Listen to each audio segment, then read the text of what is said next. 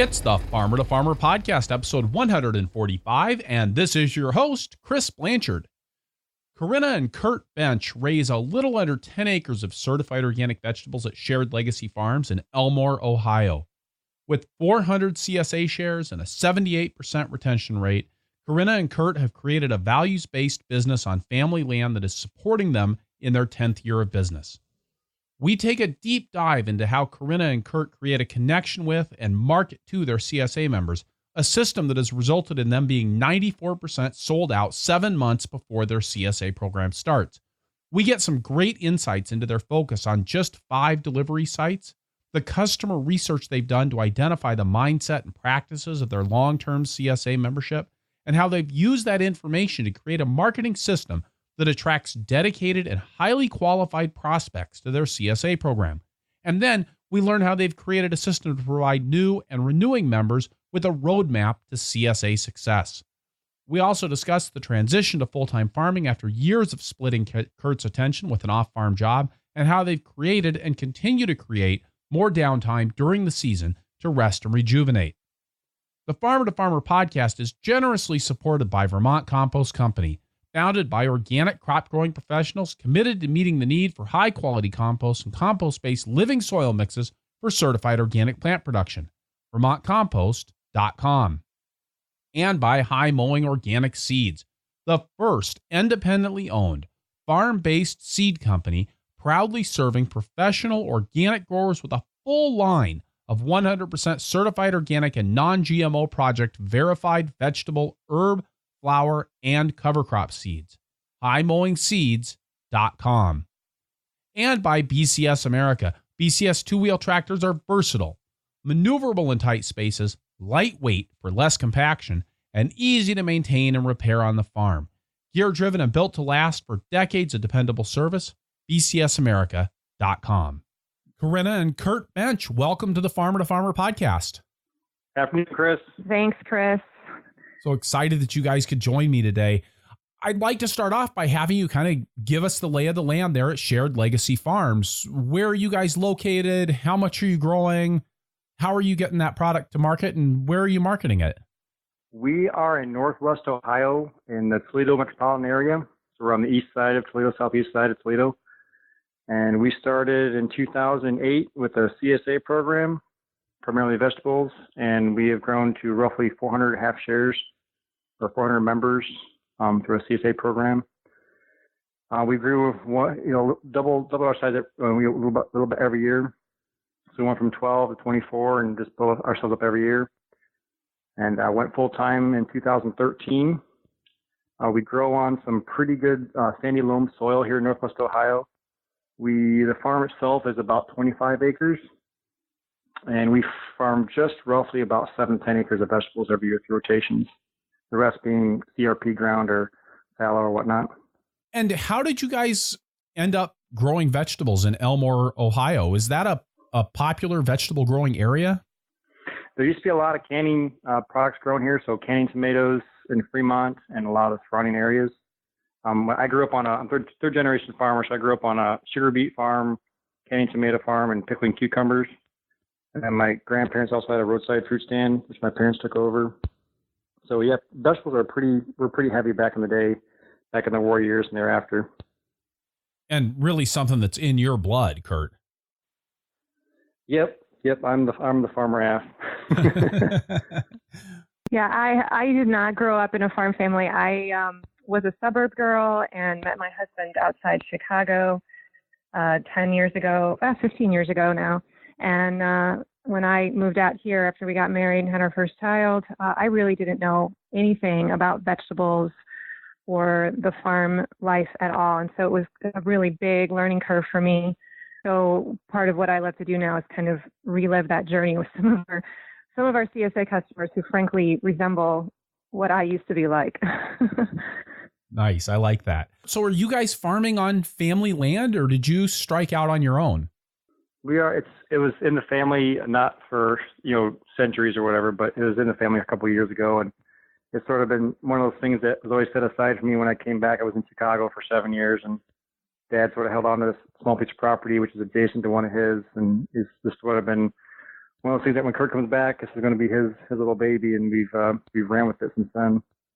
With a little bit under 10 acres in vegetable production, then tell me a little bit about how you're farming that, because that's kind of an awkward scale. You know, you're too big to really do things the JM Fortier or Curtis Stone, you know, super intensive market garden way, but it's also kind of hard to mechanize up at that scale of production. Yeah, you're right. We're right in the in between stage where I do about an acre of Elliott Coleman style 30-inch beds for crops like carrots or leafy greens and radishes, stuff that need a lot of attention. And I do a lot of the big stuff out in the big field on a 48-inch bed or 66-inch centers bed. So it's all tractor cultivated stuff. So we do, I say, for an acre of Elliott Coleman, and the rest, you know, it's 6 to 8 acres out in large tractor production. So it's a lot of potatoes, tomatoes, brassicas, stuff like that. Doing that combination, I assume that everything that you're doing Elliott Coleman style on the 30-inch beds is all or mostly handwork or BCS work and not four-wheel tractor work. Correct. Yep. We've got a little Grillo, 30-inch Grillo tiller, and I've got a little, Troy built my first tiller. I put up beds with that. It's a pretty good system for us. We can crank out a lot of production in those small beds, so that works out really good for us. And I can wash it close. It's close to the packing shed, so it's stuff that I need to watch every day, and it's for weeding purposes or watering purposes. It works really well. Whereas then for those, it sounds like larger seeded crops and transplanted crops, you're really able to manage that stuff with more of a tractor cultivation system. Correct. There's more leeway too with water and whatnot, so we don't need that direct attention every day. Yeah, we've got 3 tractors. We've got a 140 cultivating tractor. We've got a Hydro 80, I believe, or 86, and we just recently bought a Case 1394, like a motor kind of tractor, gear type tractor for assist. And so we've worked our way up to this point now where we always work to build the infrastructure up to have the ideal infrastructure and equipment and whatnot to run. And we're at that point now where we can hopefully the machine just runs now. So you mentioned infrastructure. What do you guys have in the way of infrastructure for managing 10 acres of vegetables? We have a 20 by 40 propagation house, a 20 by 48 cool house for acclimating transplants, a couple high tunnels. We're not really big on season extension. We do a little bit of season extension. We've got a 30 by 40 packing shed. We've got a 50 by 30 lean-to behind our big barn for a lot of the wash bay area. So it's all concreted. We've got a pickup truck for delivery with a 14-foot trailer. So we're pretty low-scale machinery-wise. We don't have anything that's really fancy. We don't have a really big box truck, or we don't have a lot of fancy equipment, just things that I've shared with my father, because they run a vegetable operation as well, conventional operations, so we're able to share. But I've bought, we've got Buckeye equipment, we've got Sunflower, Rainflow equipment, just little bits and pieces here and there where we just, every year you buy something new to try and fit that weak link, right? So we're just about there. Now, Elmore, Ohio, how far are you guys from Toledo, where you do most of your marketing? About 20 to 25 miles. Oh, how nice is that? Yeah, it's ideal. We live a really good life. Well, and I think that does make things like transporting your produce in a 14-foot trailer and not needing a refrigerated box truck a little bit easier, right? Because you're not spending all day doing deliveries when you head to town. Correct. Right. So you guys actually came to my attention on the CSA discussion group when Simon Huntley made a comment about the marketing that you guys were doing of your CSA shares. And that was back in October, about how you guys were working on getting your renewals in. And when I went and looked at what you were doing, I was really struck. There's a lot of things that seem to be going on with your farm that are really different from a marketing perspective than what I see on most of the vegetable farms that have been on the show and most of the vegetable farms that I've worked with or been a part of. And I mean, one of those just right off the bat is you guys are delivering to the Toledo suburbs, but you guys only have 5 drop-off sites for 400 CSA families. Correct. Can you tell me a little bit more about how that works? Because that's a lot of people at each one of those sites. What kinds of locations are you guys delivering to? Well, we have a couple of really big sites, Sylvania and Perrysburg, and those are the wealthier suburbs of Toledo. Those are kind of our the big guns. And then we have one that's right outside our own front door, right here in Elmore. And then we have a community on the lake, Port Clinton. They tend to be wealthier communities that we've attracted. And Chris, I think it's important to mention that this has been a 10-year process in slowly building this clientele. And so when we started, we made a commitment to one another that we didn't want to be a farm that was running around doing delivery sites every day. We really wanted to hold the line there and keep the number of sites down to an absolute minimum, because I'm sure that many of your listeners would agree. We want to be on the farm, farming. We don't want to spend the majority of our week sitting at a farmer's market or at a delivery site. So I really wanted to try to control that somehow. So we just made a conscious decision that we would never make it more than these 5 sites. And there have been times when we've thought about dropping one of them just because it's, maybe a smaller number. We always watch the return rates and kind of pay attention to how many people are there and what makes it worth it for us to go. But we kind of look at it as, if there's a site and it only has 20, 25 people, we can find those 25 people and funnel them to another site. And that saves us a whole day, a whole half of the day where we don't have to travel then to a pickup site and set it up. So that was just a conscientious decision on our part early on that we weren't going to go that route. We were going to keep the number of sites low. And I think one of the things I've learned in marketing is that if you know who your target audience is, who your ideal customer is, and where they are, you can find them. You can find more of them. It's just a matter of knowing how they talk, how they think, and then delivering those words and those ideas and those, speaking to their mindset. Okay, so when you say those words, talking to people in their language, reaching into understanding their mindset, 2 things occur to me. One, that seems like something that we've all been reading about in marketing stuff for, decades, right?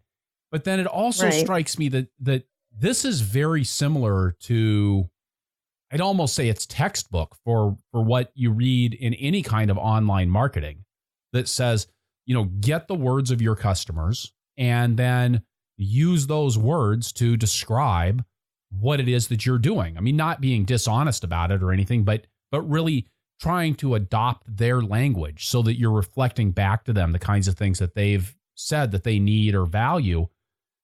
But, that always sounds, I don't know, it sounds easy. It sounds kind of pat, but I know from experience that it's not. How have you gone about that? I guess it's the number one principle of marketing, right? Is that you have to know who your ideal customer audience is. And I think when we first started the CSA, we just would take any warm body to fill the spots. And over time, we watched the results of that decision. Our customer retention rate wasn't what we wanted it to be. And I know that's a struggle for every CSA farmer out there. We had that struggle too. And I finally just said, I want to deal with this retention issue. I want to figure out, how do I increase my retention rate? It used to be, when we started out, it would be like in the 50s. I think 2016, it was 66%. And I just wanted it to be in the 70s. I'm like, it would be so great if I didn't have to stress out so much to find new customers. And so how do I figure out that problem? Or how do I solve that problem? And I decided that I needed to figure out why people were leaving, but perhaps more important, I needed to figure out why the ones who were staying were staying. And so that's what began this journey for me into the online marketing space, to actually start studying marketing. I didn't know anything about marketing. I was just along for the ride with my husband. And about 2 years ago, I began to actually kind of look into these marketing principles. And so I started to call. We did a really great customer survey at the end of the 2016 season. And I think I just asked some really terrific questions. Sometimes I think the power of our surveys are the kinds of questions we actually ask. And I just happened to pick some really good ones. And one of them was, why did you choose our CSA? What problem did we solve for you? And the responses that I got, when you have 400 members and about half of them write back, you get a pretty good cross-section of what they probably think. And that one question alone was super helpful for me to see, like I saw patterns. I mean, the top 3 or 4 answers helped me identify why people kept coming back. And then not only the survey, but I did interviews. I decided that I called them my CSA masters, like the people that I knew who were really good at CSA. And we all know who those people are. They're the ones that light up when they see you, and they talk on your social media pages a lot, and you see them cooking amazing meals. And so I did like 45-minute interviews with over 30 of my customers, and I asked them different kinds of questions, really to try to get into their heads and figure out why is this working for you? What were some of the problems that you ran into when you started the CSA? How did you overcome those? What were the hacks you used? Because I wanted to try and figure out how I could help newbies into my system in the future move faster along the journey so that they wouldn't feel those pain points, they wouldn't bump into those obstacles, and then they wouldn't drop out. And so all this information was so valuable, and I just wrote it all down, and I saw these patterns.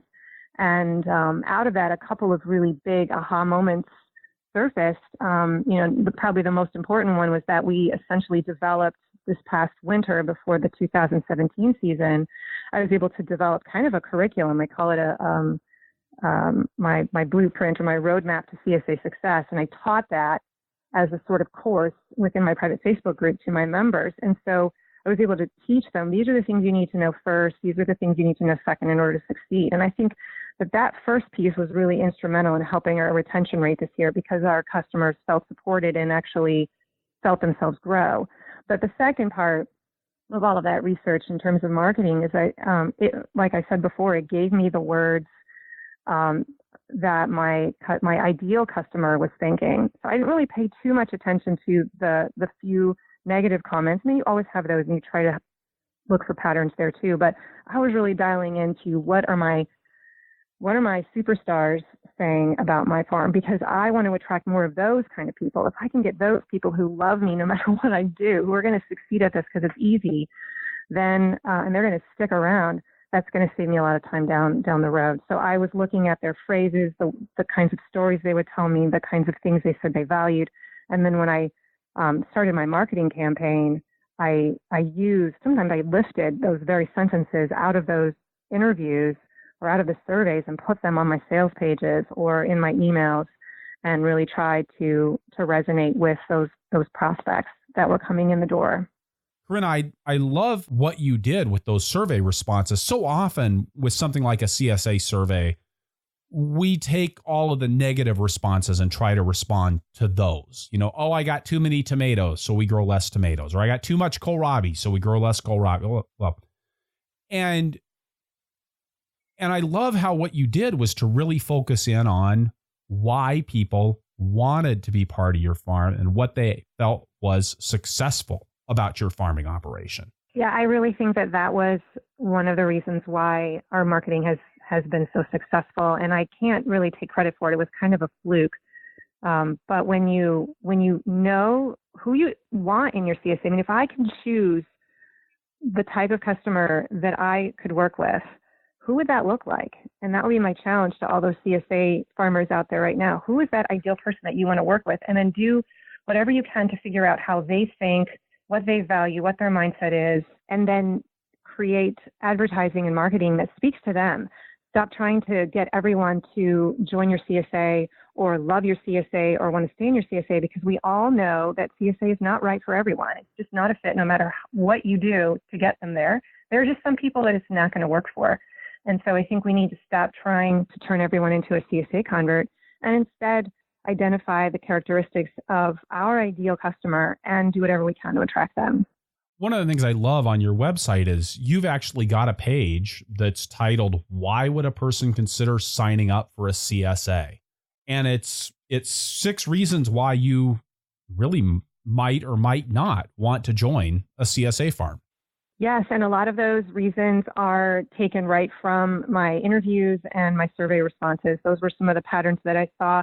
I don't know if those would fit absolutely every CSA farmer in the nation, but in my niche here, in this particular area of Toledo, that's that's what we have found to be the case in our customers. And that particular blog post was one of my more viral ones. And when I saw how it took off and people really responded to it, I thought, well, I'm going to put that in a prominent place on my website so that when a person comes to my site and they want to look into my CSA, let's make sure that they go to that page so that I can almost qualify them as a lead, right? I kind of want people who are thinking about joining my CSA to read that page, because if they get to the end of that article and they still want to join, then I know they're going to be a fit. If they pause at any point and say, I don't know, then I've just given them permission to back away. And that actually helps me in the long run too, because then I don't have to end up replacing them 2 years later when they decide they don't like it. And I love how right on that page you say that CSA customers who come back year after year are a certain kind of customer, not a better kind of customer, just a certain kind of customer. And it sounds like this is research that you actually did. This wasn't you going to one of the many CSA retention studies that have been done by universities or by various CSA membership management entities. This was you guys figuring out what worked for your CSA, not copying and pasting this from somebody else's work. Right. Although I do have a feeling that if other CSA farmers went and looked at that list, some of those things would probably jump out at them as well. But for our style CSA, like we have the kind of CSA where you get what you get and you don't get upset. You know, we pre-pack the box. You don't have a lot of choices. And so that's not what a lot of other CSA farmers are doing.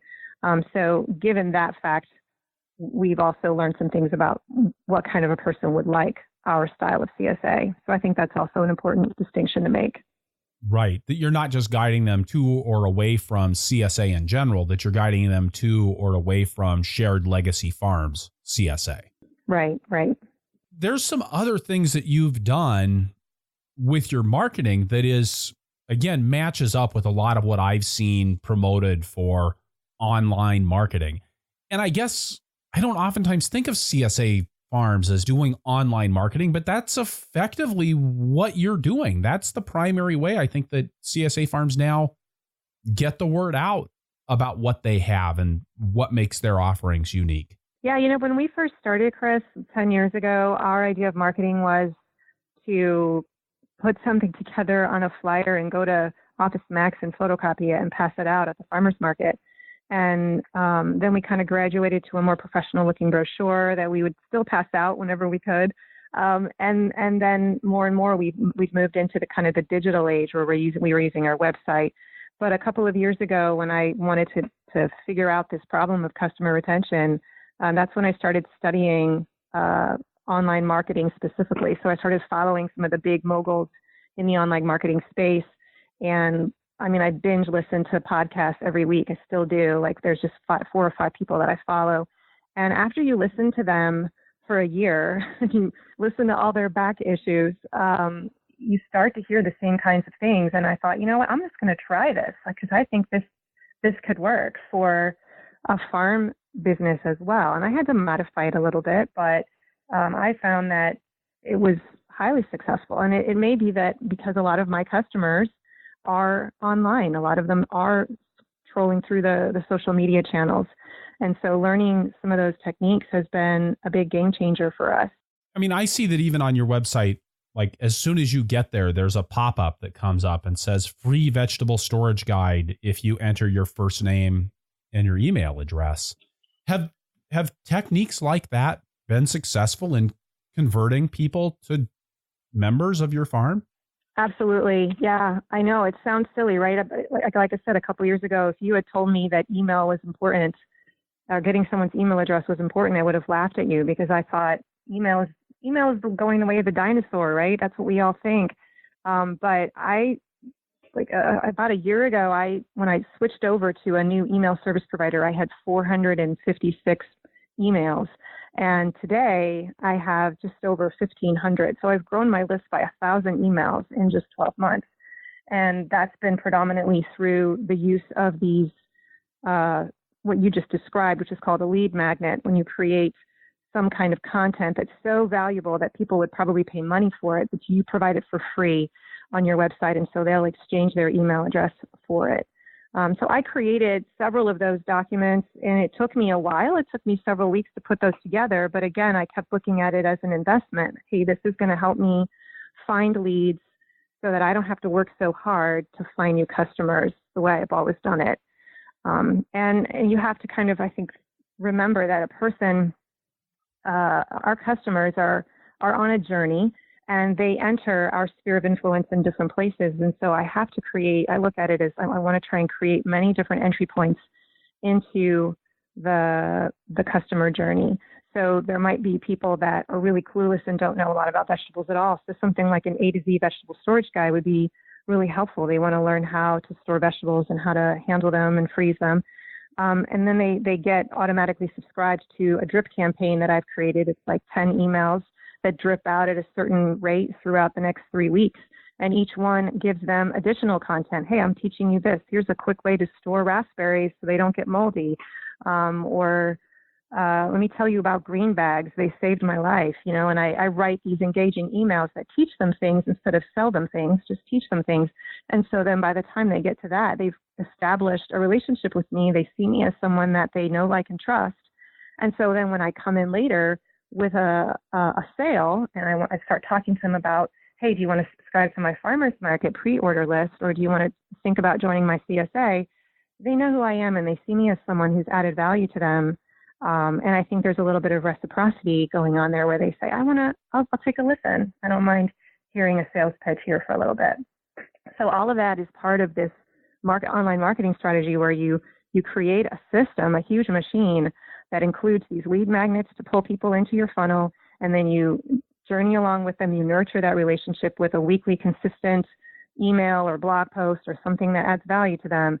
And then occasionally throughout the year, you have seasons where you might have launches and you sell things, but you don't constantly try to sell to people.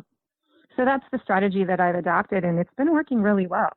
And it seems like that's something you do also with your current members, as well as people that you're hoping might become a member in the future, that you really work hard to provide them with value on a weekly basis that goes beyond just the vegetables that are in the box. Yeah. So, that's actually, I'm glad you brought that up, because I think when we first started selling a CSA, we just saw it as a box of vegetables, right? Oh, and then you might get a newsletter and you might get to come out and do some farm events. But now I've actually, the value, the content, the teaching that I do inside our private Facebook group, I mean, we do like 2 or 3 videos a week sometimes, and I'm making PDF cheat sheets like formula for a perfect pesto, that they can download and put into their little binders.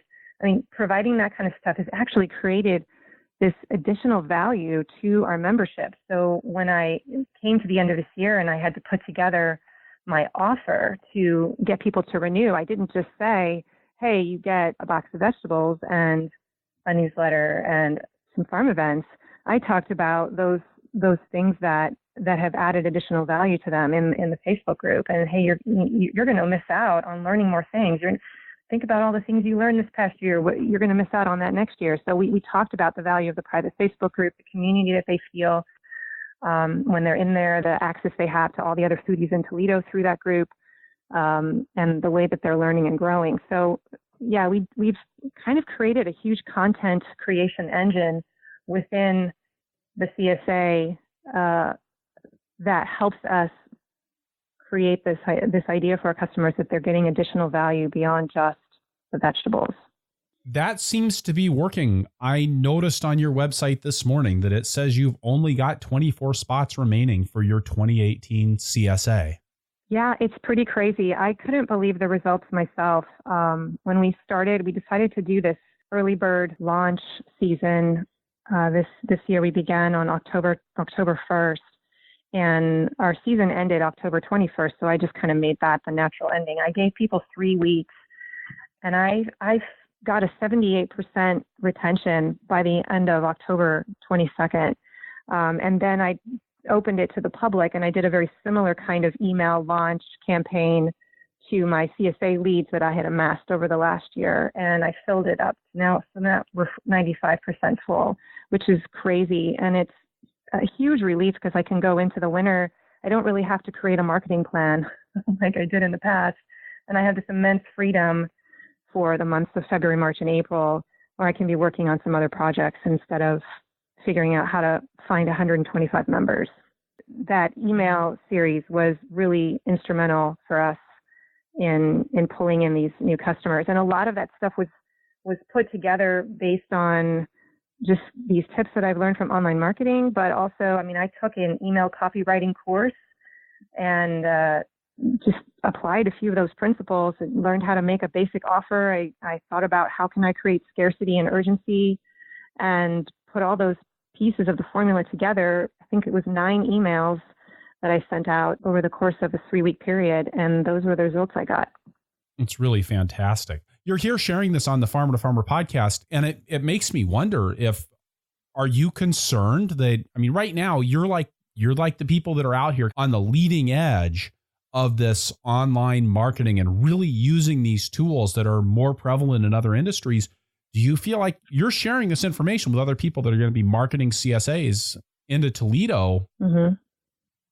Do you think that that's going to have an impact, or is it that these are things that just work, or is it things that work because you're the only person out there doing it right now? Kurt, I'd be curious to hear what you think about this, because it's not just that I wrote really great emails. Yeah, part of our whole package, Chris, is that we built a really good brand, and part of that is we're an integrity driven farm. Like we are, either Corinna or myself are at each drop off site, so we are seeing each of our customers every week. So they're like family to us. They're extended family. So we're knowing what their family lives are going on, what their kids are doing, and we're poking around and making fun of each other all the time. So we're in this like for the long haul, and we're trying to get those right kind of people that are in for it for the long haul with us as well. But I do think that when you grow somebody, if you're responsible for helping someone develop, there's incredible loyalty that forms there. And so I guess I don't worry about losing the customers that I have right now. I think that they are so excited about learning how to make their own vegetable broth from vegetable scraps. I mean, that one tip alone just made people so excited in my CSA. Or, teaching people how to make a pesto. They had no idea that you could use the tops of carrots to do something. I mean, when just teaching people and growing people in the kitchen has created a big brand loyalty for us. And as far as, am I worried about what other farmers are going to do? Are they going to move in on this territory? I hope they do. In fact, I'm trying to teach this stuff to farmers. I have a private Facebook group that I started for farmers to study CSA marketing, where I do videos and I talk about the things that I'm doing. It's small, but I'm hoping just to share this information with people because it has been so groundbreaking for me. When it was happening, I kept going to Kurt and saying, I can't believe this is working. All this stuff is working.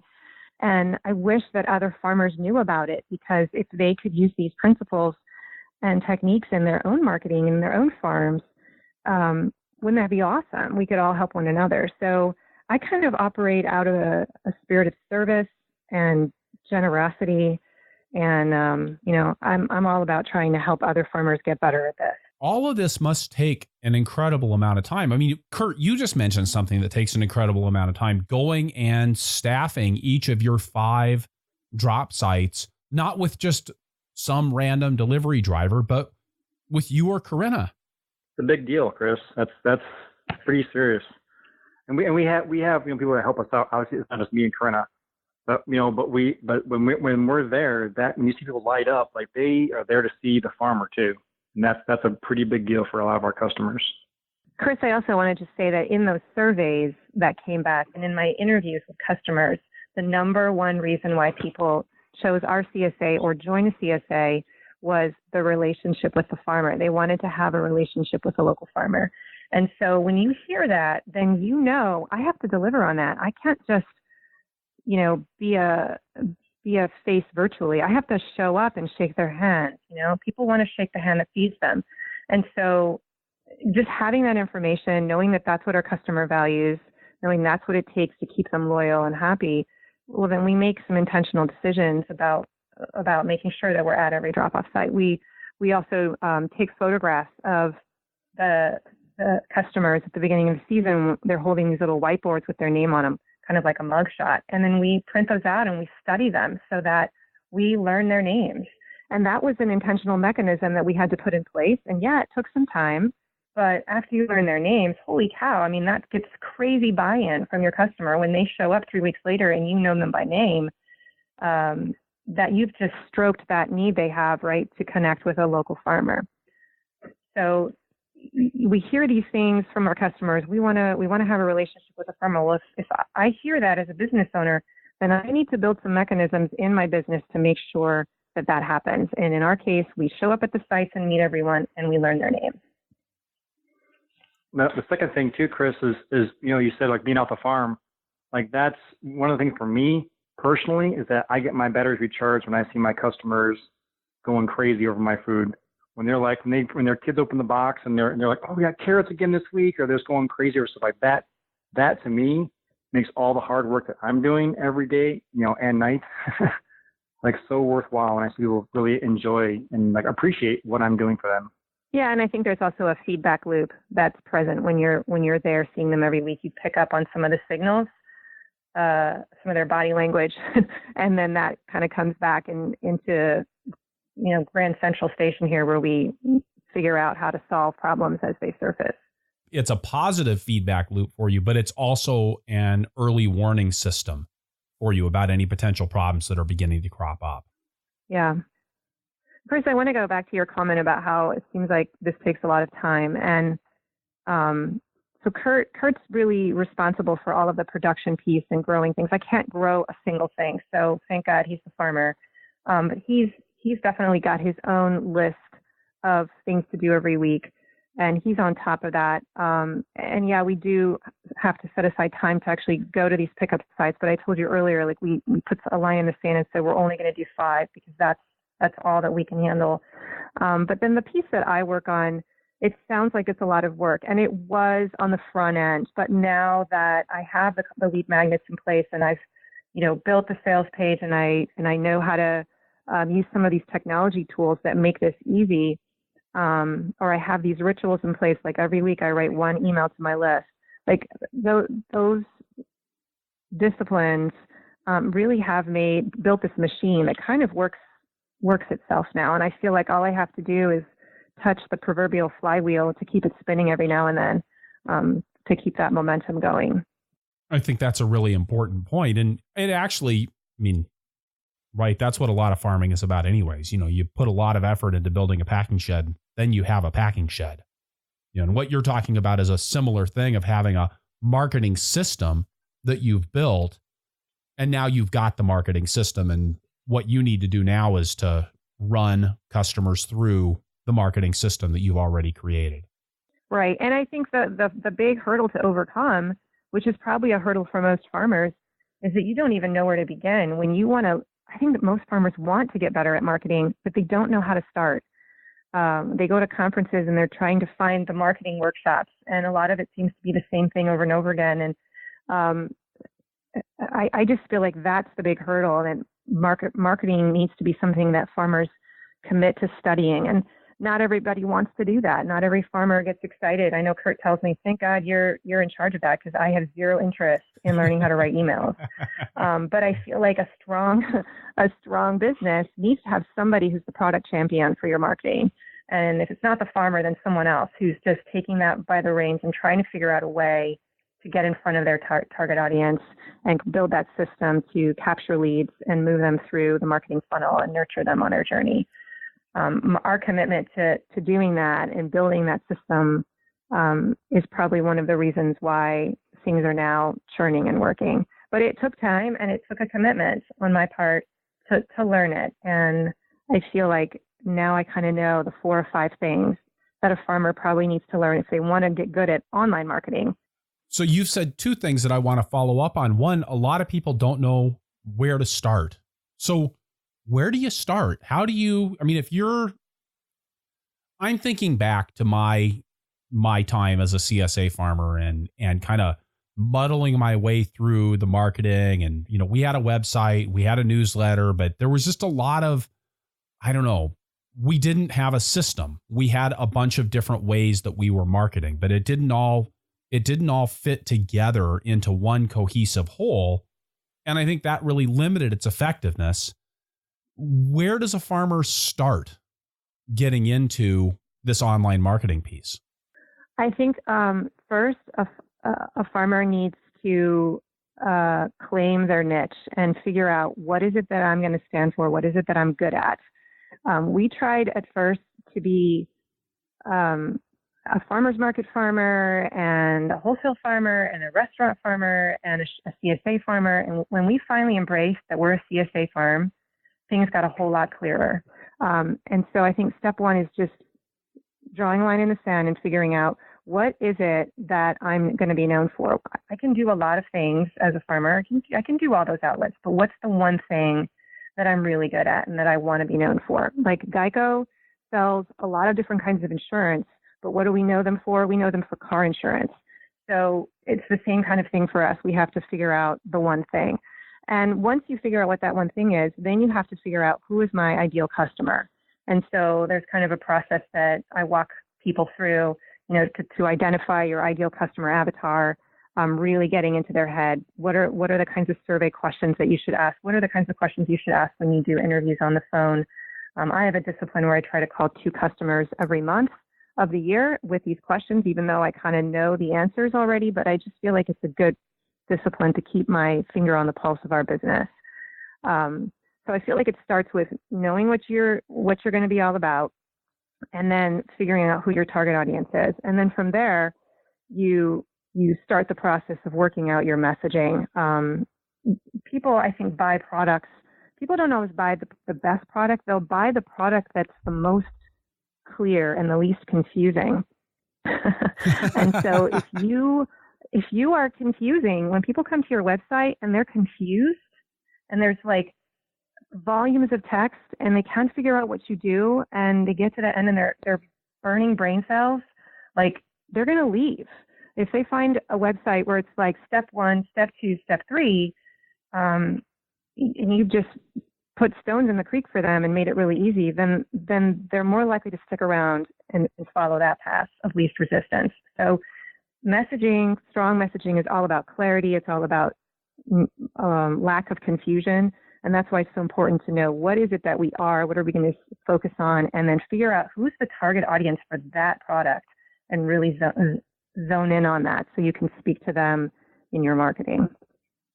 And this is really what you guys do right on your homepage. So when you land on the Shared Legacy Farms homepage, there are these very brightly colored flags that say what your farmers do in the winter, only 24 spots remaining for the 2018 CSA, access our recipe database, and how to order veggies through our online store. And then there's the pop-up that allows somebody to get your free vegetable storage guide. So there's a number of different entry points, but it's also, you're not overwhelmed with choices and you're not overwhelmed with information right at the beginning. You kind of choose which path you want to go down. I think it's funny because you're referencing our website, and I would actually argue that I think our website is not super clear, and I'm actually rebuilding the website this winter so that when someone comes to it, it's very clear that we're a CSA farm. When you go to see like the blueapron.com website, for instance, I know we all secretly despise Blue Apron because they're stealing our market share, but they have gotten this messaging down to a pat, and I think we can learn a lot from their lack of confusion. They make it very simple, and they're speaking. If you look at the words that they put on the page, they are speaking to the needs of their target audience and their wants and desires. And so I think we can go there and even as we're shooting darts at the page, we can also appreciate the brilliant messaging that's going on there and try to copy their methods and put it on our own website. So this winter, we're actually going to be rebuilding the site so that it's a giant picture of a customer happily using our product in their kitchen. And we're going to have one bold headline along the front that has sort of our tagline on it. I don't know what that is yet, but it'll be very clear, what we are. And there's going to be one orange buy now button in the middle and maybe one next to it that lures them into a lead magnet. So it's just going to be really clear, this is a CSA farm. And then if they want to figure out that we're at the farmer's market, they can scroll down to the bottom and find us down there on a menu item. But I'm just going to get real superstar clear about CSA. That's where we want you, CSA. And then I have those, I talked about the AIM guide, but I also have my other key lead magnet is that blog post, but I actually have it as a lead magnet, the 6 questions you should ask to know if CSA is right for you. I have that as a form that people can fill out, give me their email address, and then they get that as a PDF. And what I always tell people is that if someone downloads that particular PDF, I know they're interested in CSA, right? They wouldn't download a whole page about CSAs and if it's right for them unless they weren't thinking about it. So the kind of lead magnet that you create really matters in terms of qualifying your leads and getting the right people into your funnel. And you might even have a different funnel that you would use for somebody who chooses that guide versus somebody that chooses the vegetable storage guide. Right. So the A to Z vegetable guide actually channels people into a drip campaign for the farmer's market, because I feel like that's at the top of the funnel. Those are when people first enter my sphere of influence. They're kind of just dabbling in our produce at the farmer's market, and they get nurtured and they get taught things through that sequence. And then sort of towards the end, I introduce them to the word CSA, and I ask them, if you want to know more about this, click here. And if they click that button, then it starts another drip campaign that's all about teaching them about what CSAs are about. So there's different ways to move people through your system and segment them so that you can speak your message very clearly to a particular audience. And email service providers will do that for you. I mean, people have MailChimp. There's certain email service providers that are more robust than others. I use ConvertKit, but I know that MailChimp is another really good one as well. Corinna, you mentioned that there were 4 or 5 things that you recommend that farmers look at for getting their online marketing program up and running. And you mentioned a couple of them. What else should farmers be looking at? Well, if you want to follow the online marketing methods, I think another thing you really have to do is get a really great email service provider, also known as an ESP for short.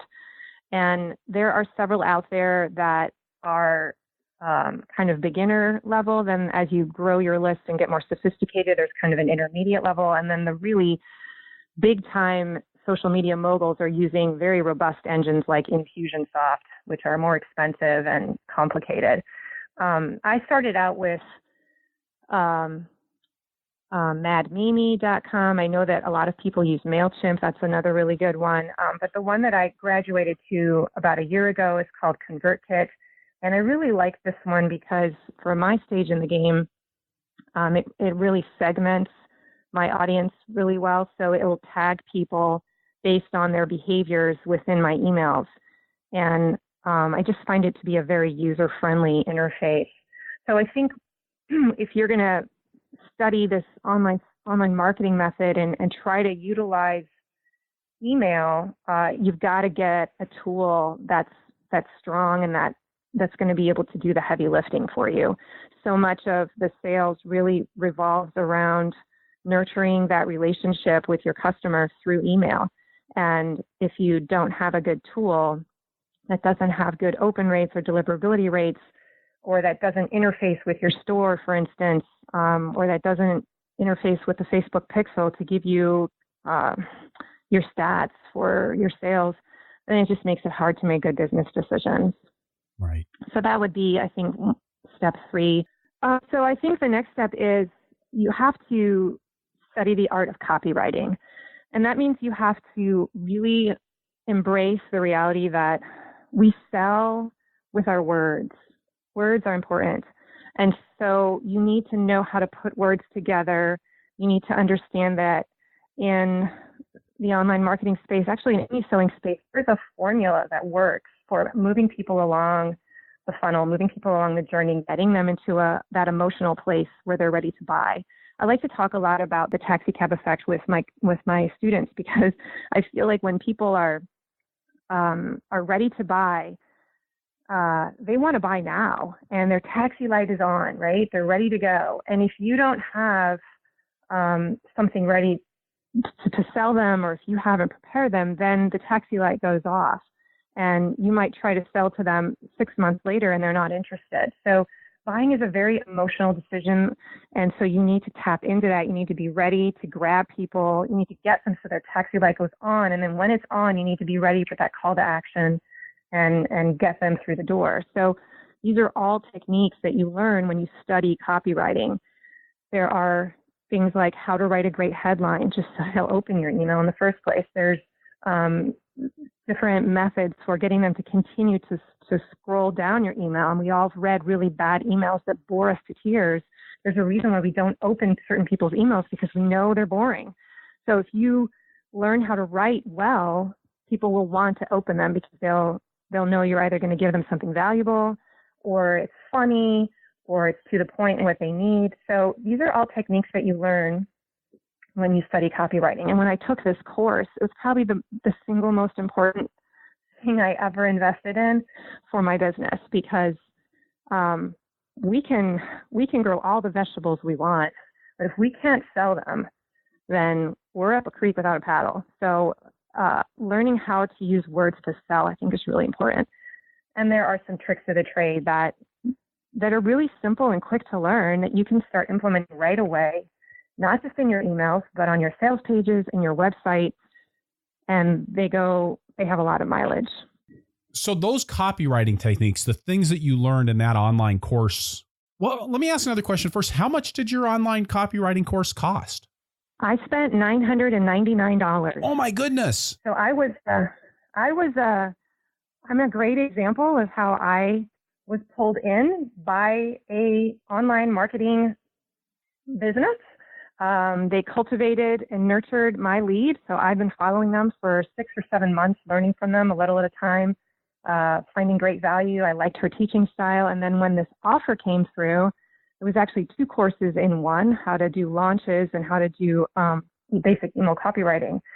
Normally they're $1,000 each. And so when the offer came in 2 in 1 as a bundle, and then I saw the countdown timer on the sales page. I mean, all these elements that I'm now learning how to use, right? They were working on me. And so I bought them and and I binge watched them in like 3 weeks and started using them, and they worked. And I guess, $1,000 sounds like a tremendous amount of money, but with the kinds of results that you've gotten out of that, seems like a good investment. Absolutely. I mean, Chris, when you think about, as farmers, our time is our most precious commodity, right? And so I may have spent that $1,000, but I just learned a life skill for my business. It's going to save me oodles of time in the future. I feel like now I know how to write website pages that cause people to convert. I know how to write emails that aren't boring, so my email open rates are higher. I know how to move people along the journey so that they're actually ready to buy. I just opened up February, March, and April of next year where I'm not going to have to create these elaborate schemes to try and, attract leads. Now I can just work on other things, or I can spend time with my kids. So to me, it was totally worth it. Plus, it just energized me. I think I'm like everyone else in my CSA. When I learned something new, I got excited and I felt alive. And so I'm loving it. I don't regret it for a second. So you've talked about the importance of the copywriting and how you've used that on your farm. Is there a place where we can see an example of the way that you've used what you learned in the copywriting course?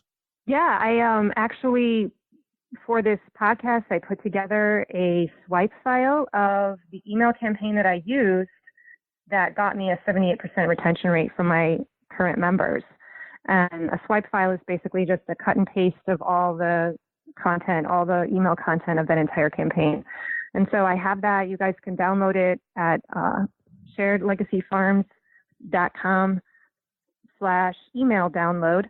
And you'll have to give me your email address, and then you can access that PDF file, and it'll show you the exact emails that I used. And you can kind of pay attention to, I guess I don't want them to just lift that and use that for their own CSAs, but more like pay attention to the strategy and what was going on and how I structured it, to see an example of how one puts together copy. And if you download that, you'll also get invited to join my private Facebook group. You'll get the link that you can click on to come on over to my group, and pay attention to the videos of it and the online trainings that I provide in there for free. Thank you for that. With that, we're going to stop here, take a break, get a quick word from a couple of sponsors, and then we'll be right back with Corinna and Kurt Bench from Shared Legacy Farms in Elmore, Ohio. Perennial support for the Farmer to Farmer podcast is provided by Vermont Compost Company, makers of living potting soils for organic growers since 1992. You know, most of us didn't get into this business to make the most money in the fastest possible time frame, and neither did Vermont Compost Company. And the funny thing is, this organic farming thing doesn't really work that way anyhow. Organic farming works best when you use the discipline of business to guide your investments in the future. And that's what Vermont Compost potting soils do. Without glitz, without glamour, but with the art and the science that creates an ideal living matrix where your transplants can thrive, setting the stage for success throughout the year. And while it's not all about the money, Vermont Compost Fall Pre-Buy Program can help you get what your plants need at the best price with the best shipping options. Don't miss out. Vermont Compost Fall Pre-Buy Program runs September 21st through December 21st. Taking care of growers by taking care of transplants since 1992. VermontCompost.com. Support for the Farmer to Farmer podcast is also provided by High Mowing Organic Seeds. When your livelihood depends on the quality of your seeds, you need to be confident in your investment. And when you grow organically, you need to know that your seeds were selected to perform in organic conditions. High Mowing offers professional quality seeds grown by organic farmers for organic farmers. Purchase your seeds from High Mowing before December 21st and receive a 10% discount through High Mowing's community-supported seeds program. This program is just like a CSA. Customers purchase seed shares supporting an independently owned organic seed company. And as a thank you, you receive 10% off the value of your share. Shares can be purchased in any amount. For details, visit highmowingseeds.com/save or call 866-735-4454. You can also request a free copy of the 2018 High Mowing Organic Seeds Catalog. All right, and we're back with Corinna and Kurt Bench from Shared Legacy Farms in Elmore, Ohio, not too far from Toledo. I feel like when I bring up Toledo, like there should be a joke about Toledo, because isn't Toledo... Well, I don't know. I'll probably get in trouble Toledo, for that. Jamie Farr. So I'm really interested in how you guys made this transition in 2013 from farming part-time, or maybe even farming full-time, but having Kurt having an off-farm job, to going full-time with the farm. Was Corinna working off-farm in 2013? No, I was not. I was a new stay-at-home mom, and we made a commitment as a family to have me at home so that I could raise our boys before they got to school. So I was really disengaged from the farm operation for the first, what would you say, 5 years, Kurt? Define disengaged. Yes, you weren't a full-time employee. Well, I guess if you look at how I'm an integral part now of the marketing machine, I was certainly nothing like that. I wrote the newsletter and I took photographs, but that was essentially what I did. But it was the beginning of, I guess, the branding and the messaging piece that would eventually bloom into what it is now. And Kurt, you were working off farm. What kind of job did you have when you guys started the vegetable operation? Funny story. I worked for the enemy. I worked for ADM Grain there for 5 years.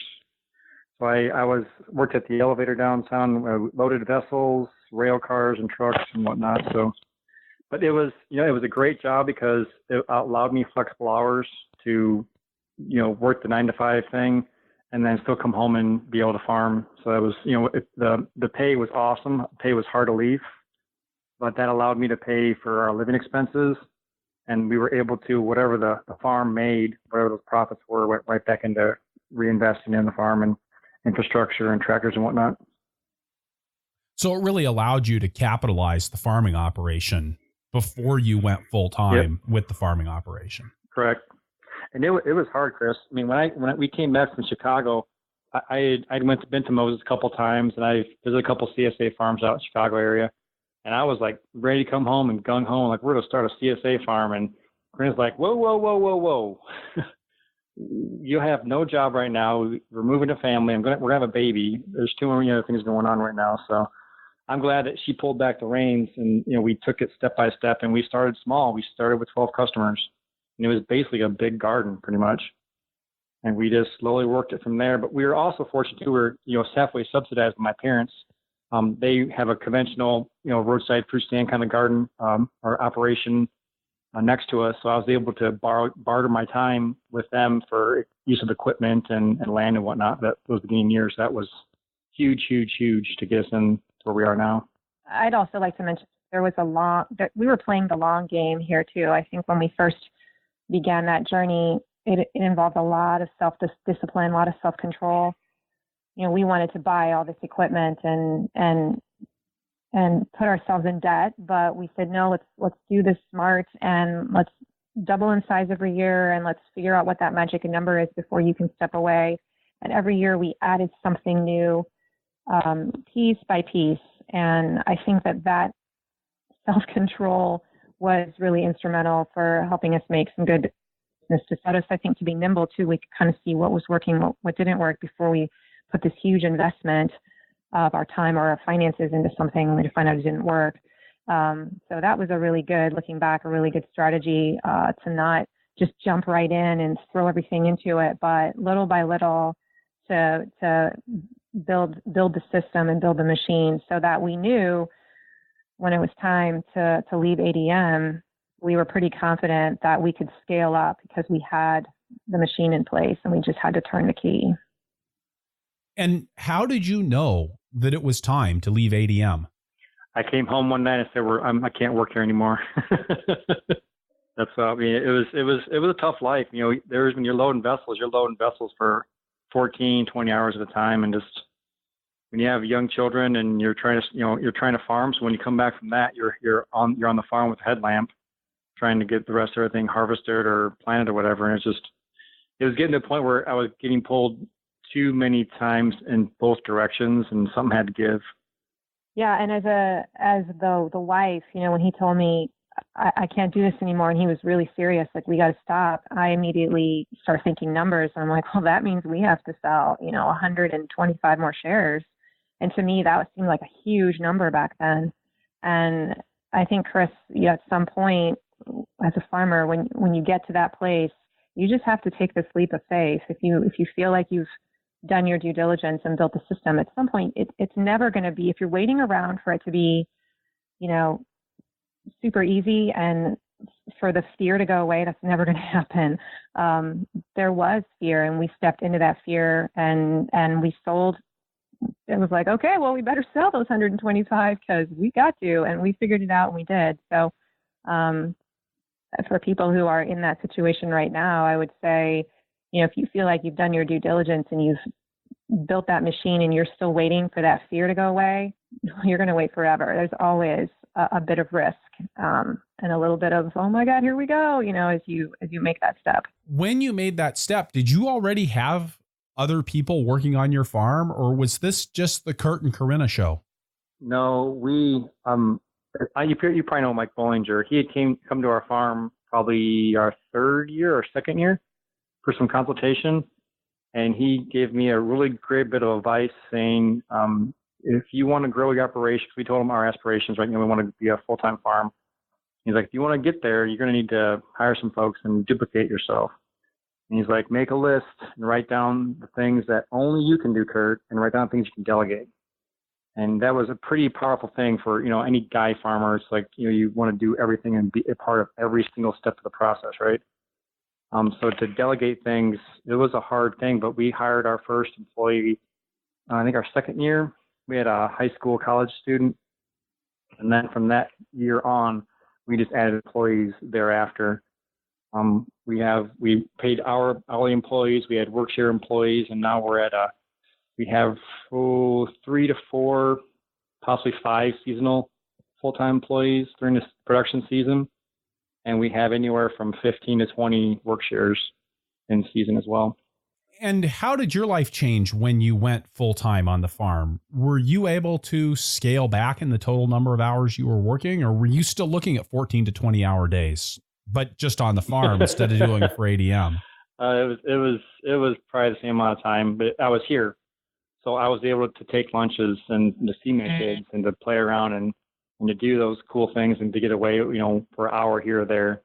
But those first few years, the farm owned me. I didn't own the farm. And we're just getting to a point now where we've got the right amount of labor balanced out, I think, for what the work is. But we're trying to streamline our processes and our expenses to really walk away more and to own the farm again and not have it own us. We just had a business meeting yesterday where we walked through and evaluated our last season and tried to identify where's the energy on the farm right now, where's the natural momentum moving, what gets us excited, where do we want to spend more time, and then also where are those pain points, where are the things draining us, and really trying to make some of those hard decisions about does this really add value to our operation and to our brand? Is this something we can cut? Because we're looking for white space. I think every farmer struggles with that. You always want to keep growing your operation and getting bigger or adding more value to your customers, but there's a price to pay for that.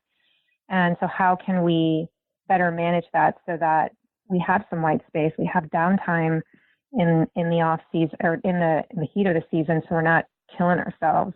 What kinds of changes are you actually making to create some more white space? Well, was it 2 years ago, Corinna, we gave ourselves a vacation. So when we first started the CSA, the goal, we tried to follow the goals from the Wisconsin area and the coast of like the 20 to 25 week CSA, And we started 18, went to 19, and we did 20 one year, I think. And then we're like, why are we doing this? We're fighting Mother Nature too much. So we went down to 19, I think in 14, and then in 15 or 16, we decided to give ourselves a vacation. So we told our CSA customers we're moving down to 18 weeks. And we're going to, at our will, take a week off during the middle of the season. And that worked out awesome. That was one way we did that. Wow. So tell me about how that actually works from a marketing perspective, because that's a lot of people that you have to communicate with and make sure that they actually get the message that you're not delivering boxes 1 week during the summer. Yeah, we have to communicate that in a lot of different ways. For something like that, I don't just rely on the email that goes out the week before, right? You have to set the expectations with your customers at the beginning of the season, like, hey, heads up, this is going to happen. And then we sort of had to identify that week pretty early on. So we had 2 or 3 weeks lead time, so we could begin to broadcast it in all our different channels. So we were doing emails. I had high open rates on those ones just because I paid attention to the headline that I wrote, to get them to even open the email. We put it on our social media. We have a really active private Facebook group that a lot of our members are a part of. And so that was a place where we placed it as well. And then we even did reminders at the pickup. So we did a verbal reminder. So we had a little cheat sheet for our staff who's passing out the boxes. And that was kind of the trigger, like, hey, every time someone picks up a box, you have to say this. So that they were getting it, 3 different ways. To make sure. And even then, I think we had 2 people that still showed up for their box. But, we could say, well, we tried. We could point to 3 or 4 ways that we had very actively tried to campaign and let them know that it wasn't happening. And only 2 is that's a really small number. That's pretty good. Yeah, that's pretty good out of 400 member CSA. That's pretty good. Well, and I like how what you just said about how you did that process really kind of comes back to one of the benefits of having the face-to-face communication with your members every week. It really does give you just one more opportunity to say, we're not going to be here next week, or to relay whatever else needs to be relayed in that. Yeah. Our private Facebook group has been just absolutely incredible too. I don't know if how many of your listeners who are CSA farmers have a private group. I know most people probably have a business fan page, but we have really leveraged the heck out of our private group, and like just about everyone is on there and checking it. So I was getting people telling me when I was doing this email campaign for renewals, I had some people saying, I don't check my email. Can you just cut and paste the email right into the post, in our group? And so I started doing that too. I'm like, oh, I guess that makes sense. So we have made some tougher decisions. Well, not that's made in stone yet, but we're, like Corinna said, when you're a new farm or medium-aged farm, you're looking for any live pulse to sell to. And we're now coming of age. We feel we're a mature business that we're able to sort of take a step back and be like, hey, are we really making money on that? And do we really want to be making money? Is it more important that we're here at home more time-wise for the kids at this point in time in our life? So we're taking a really hard look at some farmers markets that we make really good money there, but it doesn't fit our current hedgehog or our CSA system. So it's sort of out of whack for us to man those or to rent a vehicle or whatever it is to do that. So we're looking to cut those down or cut those out of our system and create some more open time for us to be on farm more or less, but then to create some more plan time where we're sit down on the calendar and like actually plan out some days where we're just going to be like, hey, we're going to go on a vacation periodically throughout the growing season as well. That decision was really freeing for me because I am one of the people that stands at the market all day long and tries to sell vegetables. And, we were making, there were some weeks we were doing pretty well, but most of the weeks we might be bringing home like $300 or $400. And when you're sitting there all day long and that's all you have to show for it, that's really discouraging. And especially when that's not my skill set. So I kept thinking about, I'm a teacher, I'm a content provider. That's where I'm adding a lot of value to our brand right now. And there's an entire day in our week where I felt trapped, at this market. So once we made that decision, like, what if we didn't? We just said, what if we didn't go to that market where I have to sit there? What would that look like? And what value could I add to the business and the brand with an additional day that's in my skill set? So really trying to take a look at our strengths. And I think that we, as a business, you're going to produce the greatest fruit in your strength zone. So as much as you can hang out in your strength zone, that's where you're going to get energized. That's where you're going to produce, and it's going to be easy to produce stuff. And then you try to delegate the things or get rid of the things that drain you. And I think we're at the place now where we're able to identify those things and start actually doing them, having the courage to just try it. If it doesn't work, I guess we'll go back to the market the next year, but we're going to give it a shot. And I suppose this is one of those places where the kinds of effort that you have put into marketing the CSA and the kind of confidence that you've been able to build with that, I would think it would be pretty easy for you guys to say, well, we're going to be able to make up that income someplace else.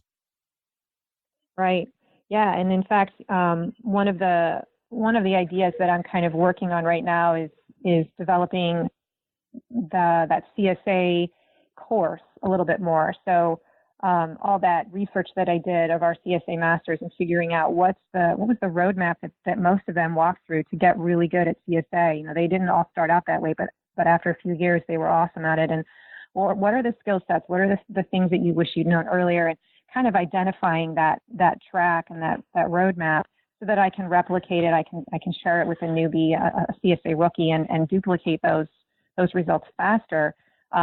That system is something that I'm really excited about exploring and developing so that I can sell memberships to our Facebook group, for instance, so that other people, anybody could join the group and have access to the training library and the ebooks for every vegetable and learn that information. So that's a great example of how I can create an information product that sells, and I can be doing that instead of sitting at the farmer's market once a week all day long. Instead, I can be using my skills and my strength zone to build a new product that fits what we're known for and fits our brand. With that, we're going to turn to our lightning round, but first we're going to get one more word from one more sponsor. Well, it'll be a couple of words from one more sponsor, and then we'll be right back. This lightning round and perennial support for the Farmer to Farmer podcast is brought to you by BCS America. BCS two-wheel tractors are real farming equipment for real farmers. And with PTO-driven attachments like rototillers, flail mowers, rotary plows, power harrows, log splitters, snow throwers, even a utility trailer and a new water transfer pump, you've got the tools you need to get jobs done across the farm and across the homestead. On my own farm, we went through a number of so-called solutions for mowing and tilling before we finally got smart and bought a BCS. Even though we owned a four-wheel tractor to manage our 20 acres of vegetables, The BCS tackled jobs that we couldn't do with the larger machine, from mowing steep slopes and around trees to working in our high tunnels. Plus, they're gear-driven for years of dependable service. Check out bcsamerica.com to see the full lineup of tractors and attachments, plus cool videos of BCS in action. Corinna, what is your favorite tool for marketing?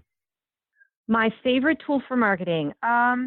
If I had to recommend something, I would say people need to start looking at some podcasts and listening to people who are really great at online marketing. So amyporterfield.com, she has an incredible podcast called Online Marketing Made Easy.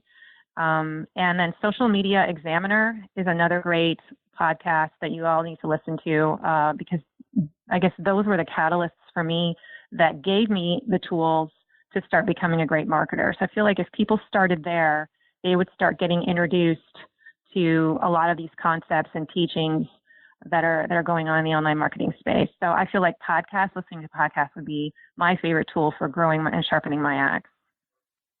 Kurt, what's your favorite tool on the farm?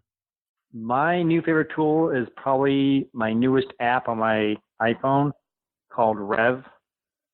Midway through the season, I'm a firm believer in pocketbooks. I've got the rain kind of, when it gets wet, does it fold up whatever. But I now have this Rev where I just speak into my phone and have notes on my phone, and for a certain cost, whatever, you can have them they'll have a printout for you or whatever.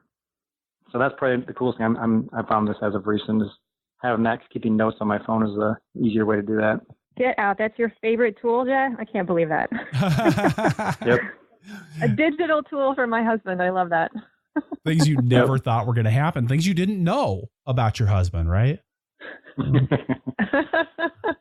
Rev.com is actually who we use for doing our transcripts. I actually will send this recording off to them and they'll do the transcription for us and Cool. then send it back and we edit it. When you do that, you're making audio recordings, obviously, of your voice. Do you get all of those transcribed, or do you go back and select which ones you want to get transcribed? I have not started that process yet, but I'm just right now making hand notes off it. So I'm gonna be in the process of creating a system for next year of how that's gonna work out for me. Okay, awesome. Corinna, what's your favorite crop on the farm? Oh, I would have to say the ones that make the most money. So the carrots and the Romanesco are probably the ones that have the best story behind them and that create a frenzy among my customers. So I love any chance I have to talk about those high-end products that everybody wants, where I can create scarcity and excitement. That's really fun for me to do that. I love that answer. That's such a marketing answer. It's the ones where I can create the frenzy. Kurt, do you have a crop that's your favorite to grow? Brian, my two will probably be, we grow really good carrots and garlic. We have really good soil for those two crops. I know you make a big deal out of your carrots on the website, that's actually something that you come back to again and again in your ad copy. Yeah, we actually have a name for them. We call them cracked carrots, and people are always asking us why they call cracked carrots, and I say, well, because they're addicting. And I remember getting that tip from Elliot Coleman somewhere that if you just name something a different way, a lot of times it just causes a conversation to happen. So that's been a fun thing. I think it's a really important idea, and especially with, it gives you a way to set those carrots apart from the carrots that somebody can get in the grocery store. It really says these are not just carrots; they're crack carrots. Right. I like that. Kurt, if you could go back in time and tell your beginning farmer self one thing, what would it be? One thing. Probably look at my soil particularly a little bit closer and get some better soil samples and really build soil right from the get-go more so than I have in the past. We're just getting into mineralizing the soil, and we're getting the right amount of compost on and our cover crop rotations. We're just getting a good rotation of things. But when your first years, you just got to go with the flow, and whatever works.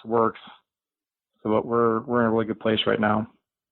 Corinna, how about you? If you could go back in time and tell your beginning farmer self one thing, what would it be? Oh, that's easy. I have two. I'm sorry, I'm going to have two. The first one is I would start building my email list way earlier. I would have let go of that myth that email doesn't matter. So that would be the first thing. And the second thing that I would do is I would interview my customers. I would just do that way earlier. I would get on the phone and talk to my ideal customer, get into their head and figure out what is it that they love about me. Why are they coming to my farmer stand? Why are they buying at my CSA? And what are their pain points? And just really trying to know who they are so I can better serve them. Awesome. Corinna and Kurt, thank you so much for being part of the Farmer to Farmer podcast today. Thanks so much, Chris. This was a blast. All right. So wrapping things up here, I'll say again that this is episode 145 of the Farmer to Farmer podcast. You can find the notes for the show at farmertofarmerpodcast.com by looking on the episodes page or just searching for Bench. That's BENCH. The transcript for this episode is brought to you by Earth Tools, offering the most complete selection of walk-behind farming equipment and high-quality garden tools in North America. And by Osborne Quality Seeds, a dedicated partner for growers. Visit osborneseed.com for high-quality seed, industry-leading customer service, and fast order fulfillment. And by CoolBot, allowing you to build an affordable walk-in cooler powered by a window air conditioning unit. Save $20 on your CoolBot when you visit farmertofarmerpodcast.com/CoolBot. Additional funding for transcripts is provided by North Central SARE, providing grants and education to advance innovations in sustainable agriculture. You can get the show notes for every Farmer to Farmer podcast right in your inbox by signing up for my email newsletter at farmertofarmerpodcast.com. If you enjoy the show, please head over to iTunes, leave us a review, or talk to us in the show notes, or tell your friends on Facebook. We're at Purple Pitchfork on Facebook. And hey, when you talk to our sponsors, please let them know how much you appreciate their support of a resource you value. You can support the show directly by going to farmertofarmerpodcast.com/donate. I'm working to make the best farming podcast in the world, and you can help. Finally, please let me know who you would like to hear from on the show through the suggestions form at farmertofarmerpodcast.com, and I will do my best to get them on the show. Thank you for listening. Be safe out there and keep the tractor running.